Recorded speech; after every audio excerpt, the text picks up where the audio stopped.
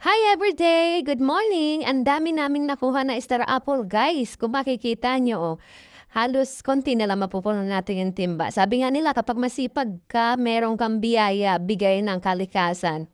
Dapat marunong kang magtanim para meron kang aanhin. So yan nga guys, para sa video ito at para sa content na rin talaga ito. Yan ang nga kami ng star apple and magbubuwis buhay dyan si paring Emon sa pagkuha ng star apple guys. Tara, samahan nyo kami at panoorin natin kung paano niya inakyat yung star apple. So ito na nga guys, inaakit na ni Paring Emon yung star apple. Yan, buhay siya dyan guys. Kung makikita niyo kung paano siya umakyat. Oh, dahil nga dyan siya magaling umakyat. Ayan, nakakyat na siya guys. And kukuha na siya ng mga hinog. Kung makikita niyo talaga, mabilis ang kanyang pagkuha. Ang dami talagang bunga ng star apple nito guys. Talagang makikita mo dun sa taas is nagka-color violet sila ang lahat. O, diba? O, dahil wala nga kami mai-content siya. Ayan na. Tinatos na namin to guys. May mai-content laang. O, diba? Ayan, binibigyan na nga ako ng isang peraso. Sabi niya, sambutin ko daw. And sa sawing palad, hindi natin nasambot. So, nabasag. And yan na nga, kitikman na natin guys.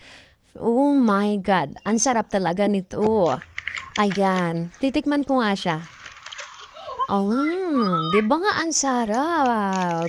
Ayan, binigyan ko nga yung anak ko dyan guys, yung kalahati. Tapos kung makikita nyo, ayun yung katas niya, di ba? Yun ang masarap. Tamis na tamis na tamis talaga pala ang star apple kapag hinog. So yan nga guys, marami na siyang nakuha and tinatanggal niya na lang yung dahon and ibababa niya na yung timba. Inaabangan kong ibaba na yung timba. So, sorry na lang sa video. Kung malikot, ayan na nga, binababa na yung timba, guys. Aabangan na natin. So, eto na nga, the moment of truth. Ayan na nga, guys, ang dami nating nakuha. O, nakita nyo naman, purple na purple yan. So, syempre, hindi lang ako yung titikim. Titikman niya din talaga yung star apple na kinuha niya. Sabi nga nila, pag pinagduran mo, tikman mo naman. O, diba? So, yun ang masarap yung star apple and sana huwag niyong kalimutang i-share, i-like, i-comment ang ating video. So, maraming thank you sa panunood. Bye-bye everyday!